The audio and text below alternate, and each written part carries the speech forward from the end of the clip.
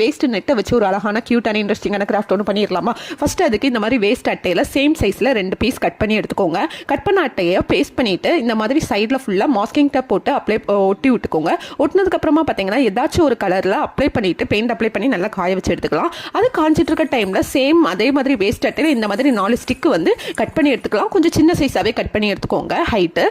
Next இதில் வந்து ஏதாச்சும் ஒரு கலர் அப்ளை பண்ணிவிட்டு காய வச்சு எடுத்துக்கலாம்.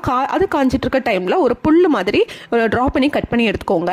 இன்றைக்கி நம்ம தொட்டில் ஷேப் தான் நம்ம ரெடி பண்ண போகிறோம். தொட்டில் தான் ரெடி பண்ண போகிறோம். ஸோ இந்த நெட்டில் பார்த்தீங்கன்னா இந்த மாதிரி கட் பண்ணி விட்டுட்டு 2 சைடும் ரப்பர் பேண்ட் போட்டு இந்த மாதிரி நாட் போட்டு விட்டுக்கோங்க.